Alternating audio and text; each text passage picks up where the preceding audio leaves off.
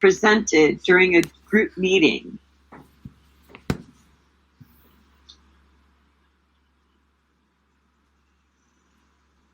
Yes. Task and org objectives. That's huge. And that's really important for your group as well. The better that you can speak to why a particular task or piece of work rolls up to the purpose of the organization, developing that ability to speak that way is super, super valuable and important. It will help motivate your team, and it will help frame the work that you're doing as important within your broader organization. All right, great reflections. Love it. Okay, last, this would be power that really depends on your individual relationships and on your network in your organization. And this is another thing that we do a course on with O'Reilly that would be after the first of the year at some point on networking. So let's talk about these individually. And again, I'm going to ask you what would be helpful. So one is just your direct ties. That's people who know you. They get you. They understand you. They feel comfortable in your presence. One of the things that is tells you whether or not you have a strong direct tie is reciprocity. Could you ask this person for something and they would do it?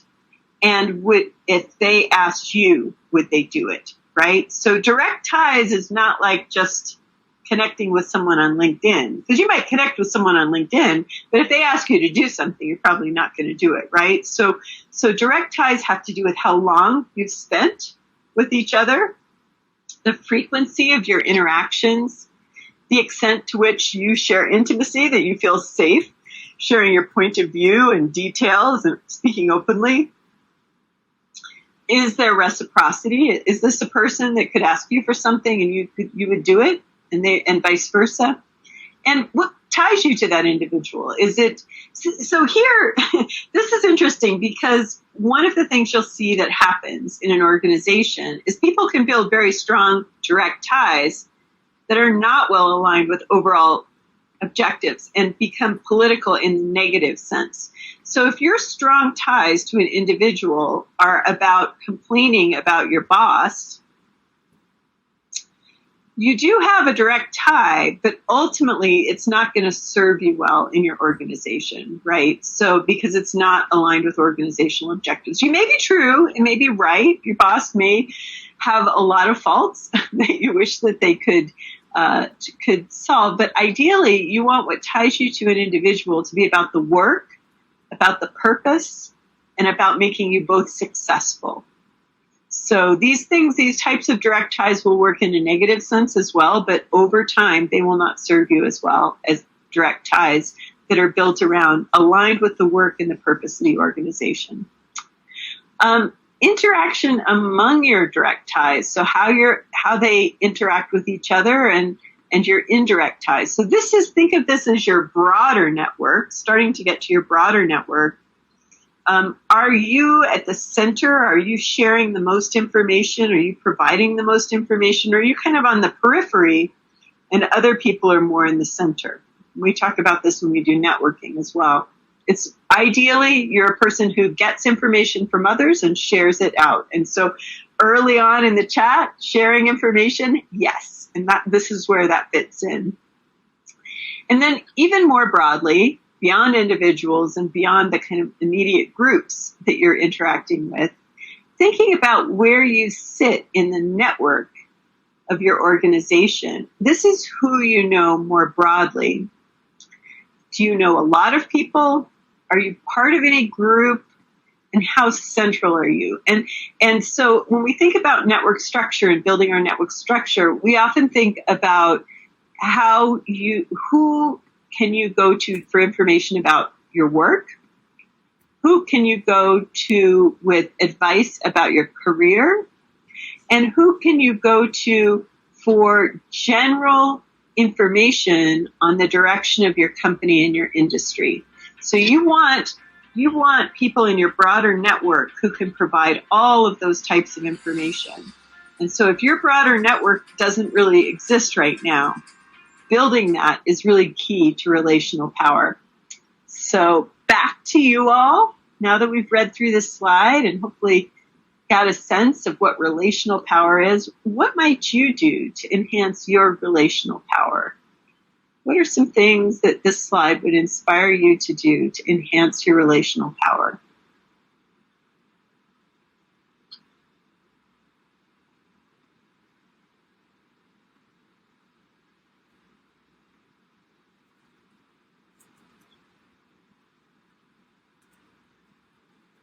Just go ahead and put that in the chat.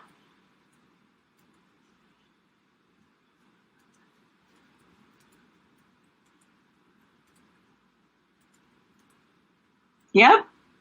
JT, great suggestion.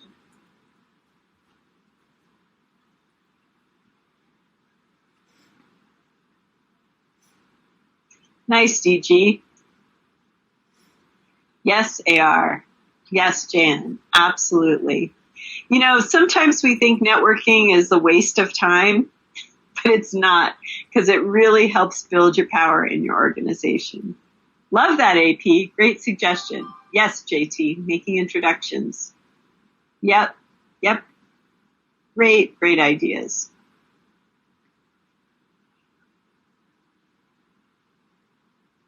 Yes, nice, HW. Good.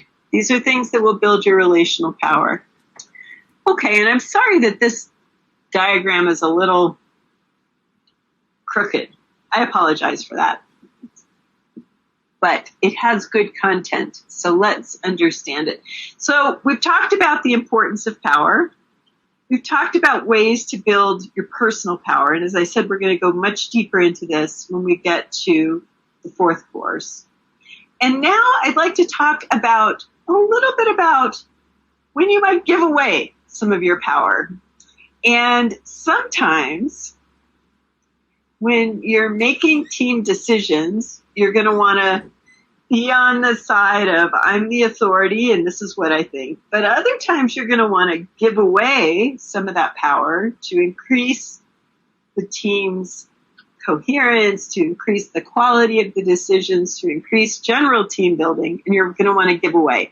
And this is a helpful diagram because it helps you think in a very structured way about specific decisions, when you might want to keep that decision and how you would do that, and when you might want to give those decisions away, and what are the interim options.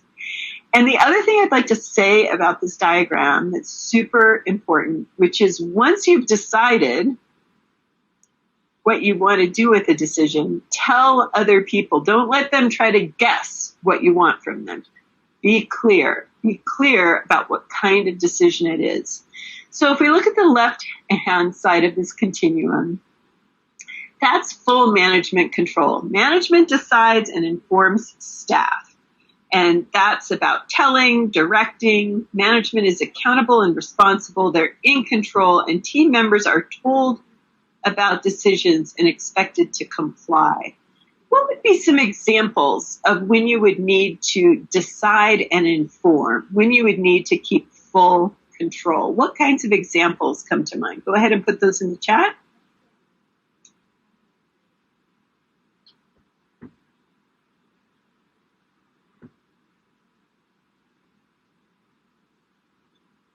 What is an example of when you're just there are going to be people who decide something and everybody gets told? Yeah, company policy. Exactly. What else? Reorgs. Yep. Yep.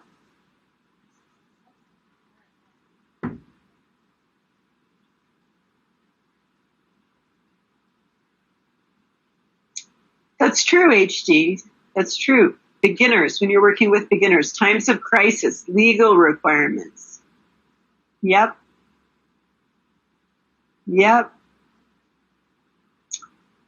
Great examples. Okay, thank you for those.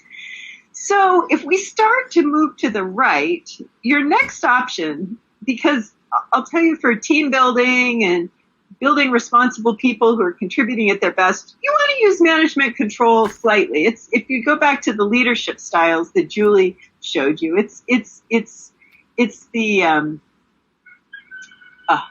why am I forgetting it right now? It's the coercive style. It's the coercive style. Full management control is the coercive style. You use it in an emergency. You use it when you have to. But in the end of the day, it's actually going to undermine the climate of your group, right? So there's another option where you still want to keep a lot of the control, but you can include staff. You can include the team, right? And that's when you would obtain input. And this is where you want to be very clear with your team about what you're doing. So you might say something like, we're going to have a 10-minute discussion. I want to hear all of your ideas, and then I will make the decision. Why is it important to be clear? It's important to be clear because you don't want people to think that they're deciding. You want them to understand that what they're doing is giving input into your decision. So this is a way to take people's ideas into account, to help sell them on ideas, and it allows you to get the team members to be consulted and have input, and that helps improve morale. It helps improve team climate. So again, the example here is, I need to make this decision. I want to hear all of your thoughts about it, and then I'll go away and decide. And you want to be very explicit about that. The next, and I'm going to give you an example.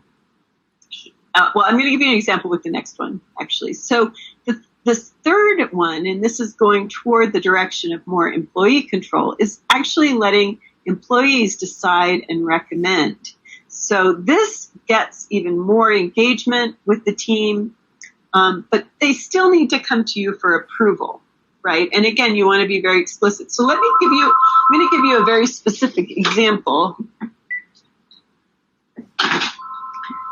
here. And this was a number of years ago. I had a fairly large group, and I wanted to start a recognition program. And I knew I didn't want, for a recognition program in the team, in the group, and I knew for the recognition program, I didn't want to just decide and tell people, oh, we have a program and this is what it is. That's a quick way to kill a recognition program.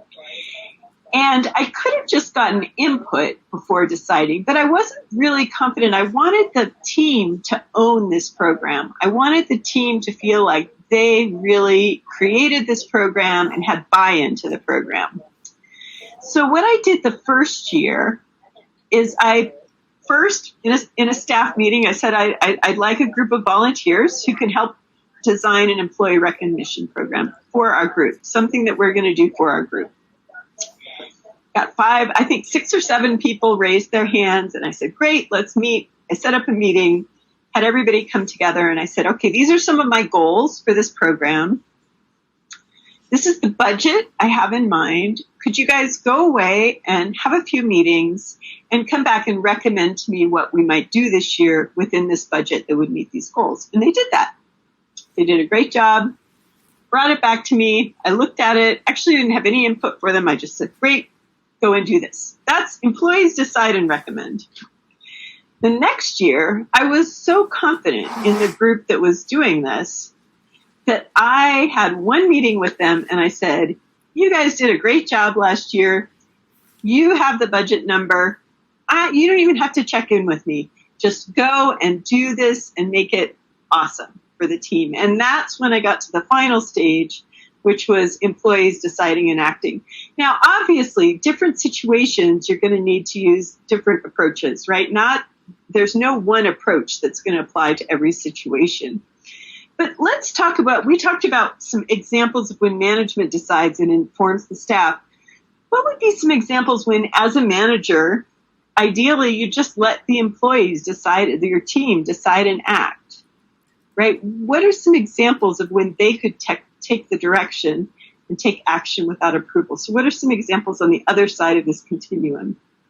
Just think about that and then put them in the chat. Let's see what you come up with. My second year of my employee recognition program was one. What are some other examples?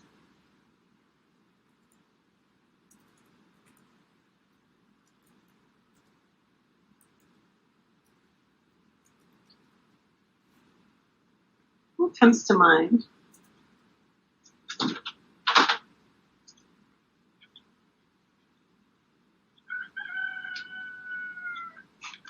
don't know if that just my speaker picked up the rooster in the background, but we do live on a ranch and have a rooster. So if you heard that, that's what that was.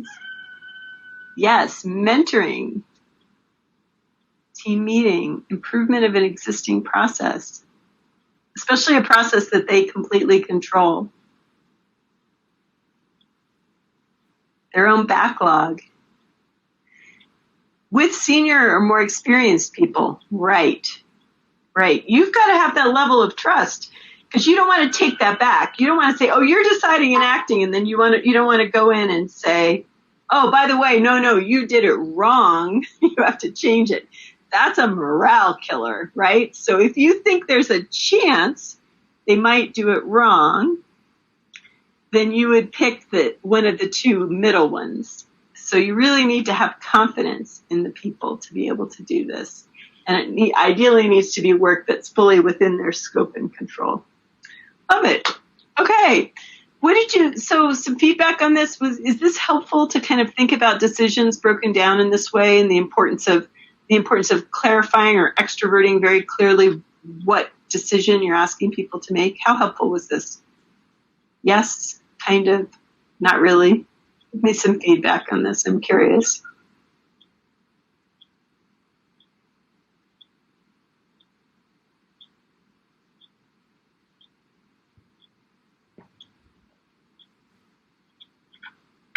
Okay.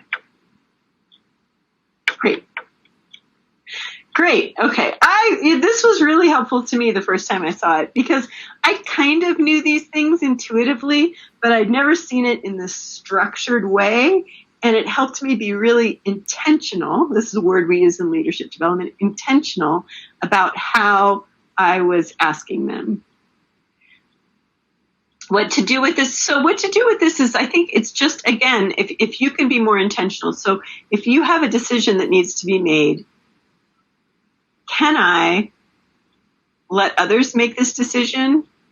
Do I want them to recommend? These are things that enhance groups. Or is this something where I really need to, it takes practice, AR. It takes practice. Good. Okay. Excellent. All right. We've got a quick quiz question, 2 quick quiz questions, and then we're going to take a 15-minute break and come back and dig into building team trust, which we've talked about. Details. Oh, remembers the details is a big one. It's interesting on the remembers the detail. I have someone I'm working with right now who does not remember the details, and for a while I would be just like, okay, well, she's busy, so she'll remember in the future. And then I tried to give her the details, something that's aligned with what I'm looking for and what the organization's looking for. People tend to trust you when they think they're interacting with the real you. That's your authenticity. When they believe you care about them, that's your empathy. And when they know you're going to do, that they have trust in your competence and your judgment. And that's logic, right? So people trust based on 3 different dimensions that are described this way. And when trust is broken with someone, it's usually over one of these same drivers, one of these same things. So when people no longer trust you, then probably the issue is one of the corners of this triangle, right? Either they think you don't care about their success, that you're not experiencing the real them, that they're acting one way to you and another way behind your back, or they're not so sure about your judgment anymore. So the authors, Francis Prey and Ann Morris, who developed this triangle, in their reviewing leaders and how leaders use this triangle, also discovered that most of us aren't completely solid on all 3 of these dimensions. Most of us are stronger on 1 or 2 dimensions and less strong on a 3rd. And so you can, maybe if people aren't trusting you, you can start to see a pattern.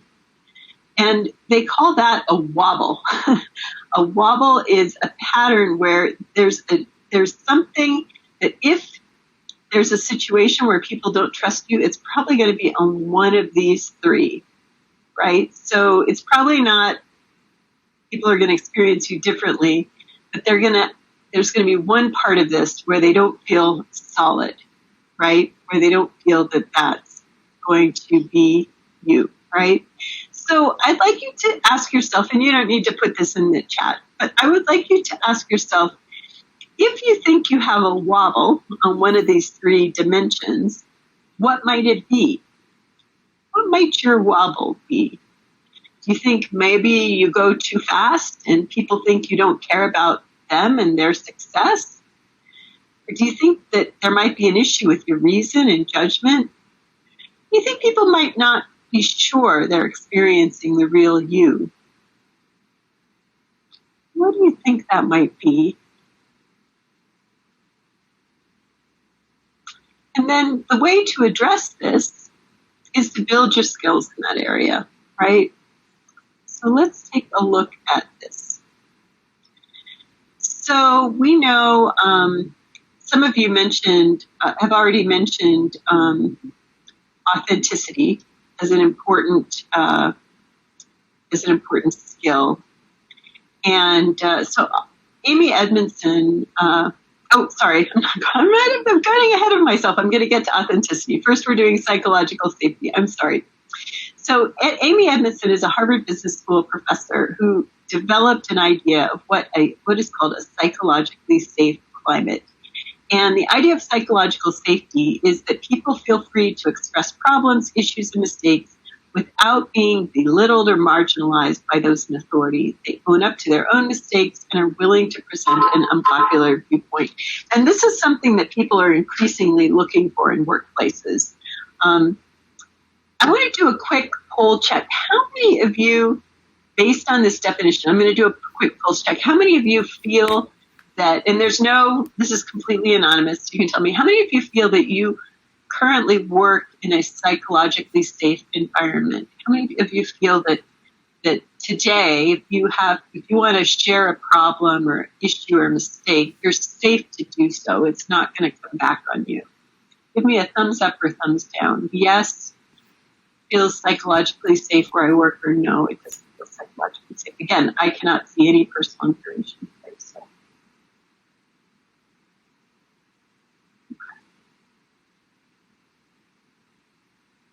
Good.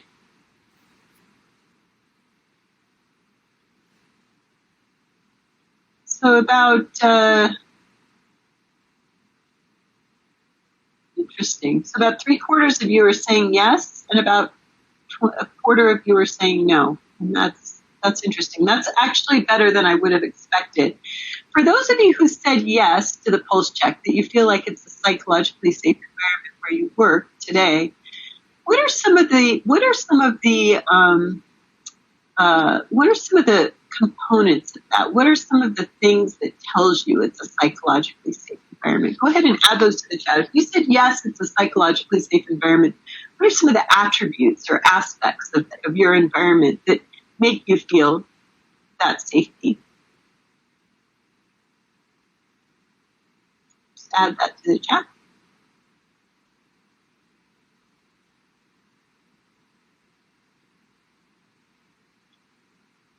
Transparency, big one.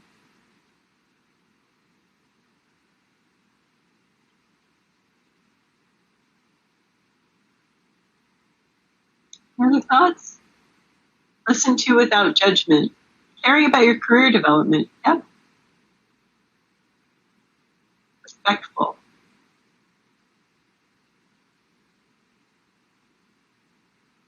Yes, exactly. Nice. Thank you for that. So Amy Edmondson, when she discovered this concept of psychological safety, it's an interesting story. So she was doing research in hospitals. And she was doing research on effective teams, on strong teams, teams of nurses who were doing work in hospitals. She was trying to find out what are the characteristics of a strong team. And so she had a graduate student working with her and went into hospitals, observed a whole bunch of teams, looked at them across multiple different aspects of the team to try to determine what were some of the characteristics or attributes of strong teams. And she had a really surprising and unexpected result from that research. So one of the characteristics of a strong team in her research was they made more mistakes. So the higher performing teams showed up in her research as having made more mistakes.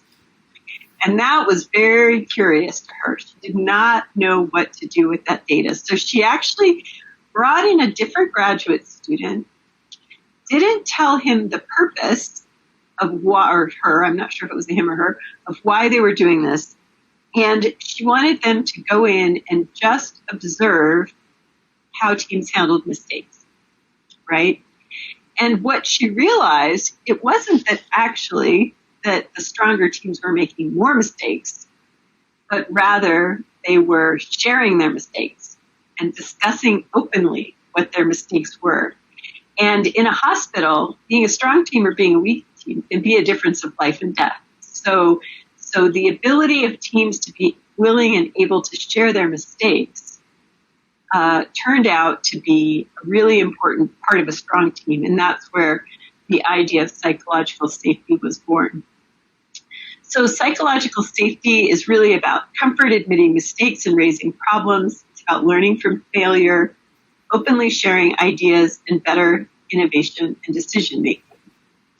The opposite, if we go to the opposite end of the spectrum, psychological danger, where you're fearful of admitting a mistake because you're going to be blamed, or you might blame others, you might hide problems, you're less likely to share different views, and you end up with conventional and uninspired decision making.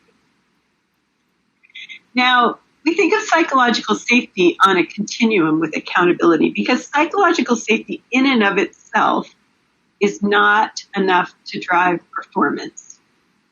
You can have a very psychologically safe team where everybody can share their opinion. But if you don't have accountability, that is, you're not following through and making sure that people are doing the work that they need to be doing, then you end up in what's called the comfort zone. Everyone's happy and everyone is working, but they're not necessarily pushing themselves. If you've got low psychological safety and low accountability, you're going to be in what's called the apathy zone. It's a pretty miserable place to be, right? You don't feel safe and there's no accountability. You're just going to be punching the clock, as people say. If you've got high accountability but no psychological safety, you're in the anxiety zone. Oh my gosh, I'm on the hook, but I can't share important information with my team that my team needs to know. And when you're really growing and learning, you've got that psychological safety and the accountability, and that's the learning zone. And sometimes some of us want to move back to the comfort zone, and that's okay. But the learning zone is where you grow and develop.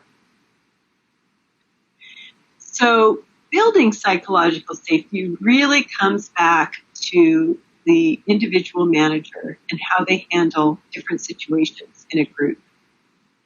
So if you feel like you have all the answers, you give orders, you're assessing others' performance, and people must do as they're told, that's not, from a managerial perspective, going to build psychological safety. Instead, you want to be that manager who sets directions, invites others to input, clarify, and improve without giving negative feedback. And you have to be very careful of your physical feedback, your facial expressions, all of those, as well as your verbal feedback. And bosses that create these psychologically safe environments create conditions for continued learning. So what are some ways to build trust on your team? I'm not going to read through this list. I'm going to let you guys do the work. Go ahead and read through this list. Think about this list and then put in the chat, what could you work on? What are some things here? Some of these have already shown up in our chat, which I love. What are some things here that you really value and that you might do more of? If you were to pick 2 or 3 things off this list, what could you do more of?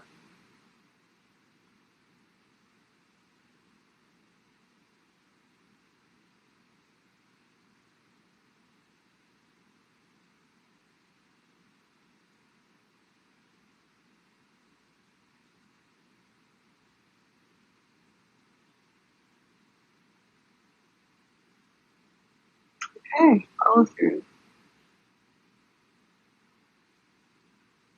Nice. These are great things.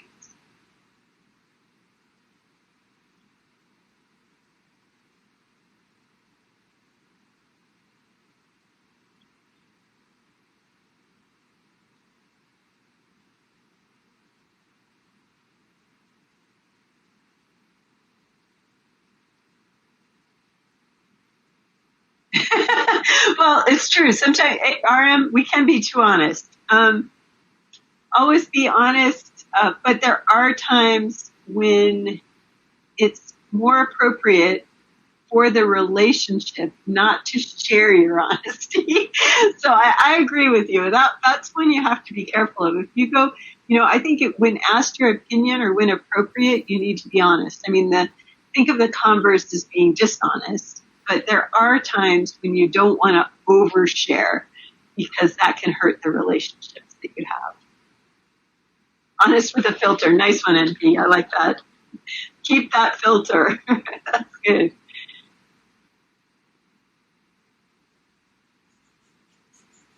Nice. Beautiful ideas. Beautiful thoughts. Be sure and make some notes of those.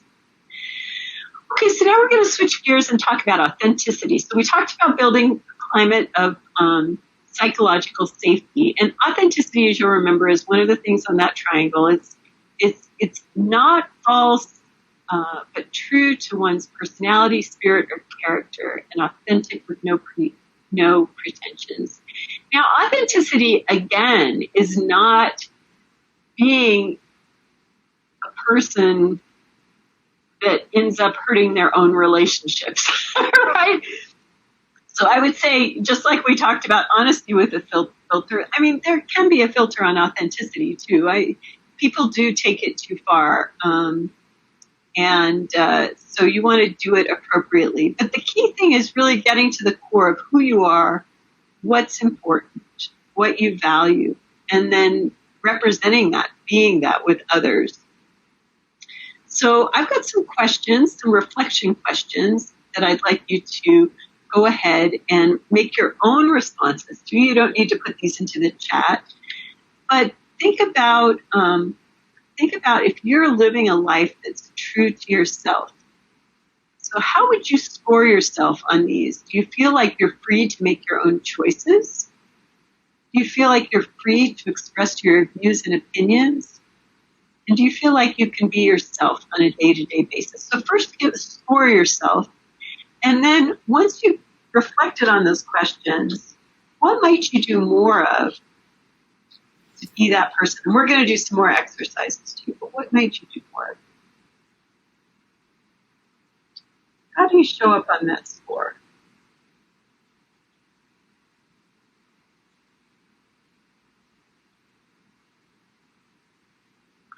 I'm going to put out a pulse check. And I'd like you to give me a thumbs up if your total score is over 15, and a thumbs down if your total score is 15 or under. So thumbs up for over 15, and thumbs down for 15 or under.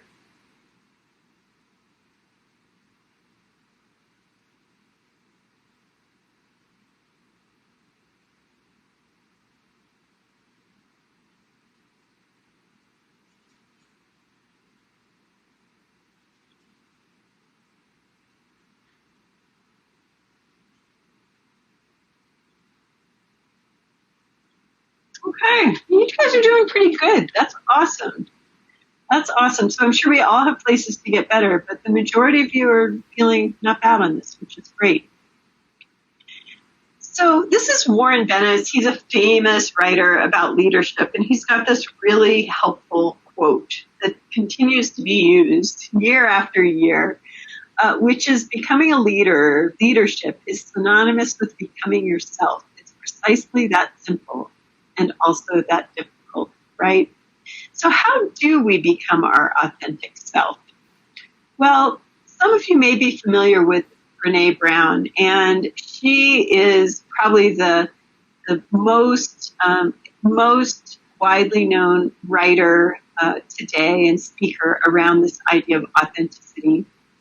And so Brene has defined, and again, we do have resources at the end of this, including a TED Talk by Brene. If you're already familiar with her, you'll know what I'm talking about. If you haven't experienced her books or her talks, definitely recommended. She comes from a really strong academic background and is a great communicator. So she talks about authenticity as a collection of choices we have to make every day. It's about the choice to show up and be real, the choice to be honest, the choice to let our true selves be seen. So I'd like you to take about 4 or 5 minutes now and reflect on your authentic self. So think about which people and experiences in your early life had the greatest impact on you. What tools do you use to become self-aware? What are your most deeply held values? What motivates you extrinsically and intrinsically? What kind of a support team do you have? Is your life integrated? Are you the same person at work and outside of work? What does authentic mean to your life? These are big questions. If you can really stop and focus and reflect and think on these, I'm going to give you 8 or so minutes to do this. And just these again, you can just keep this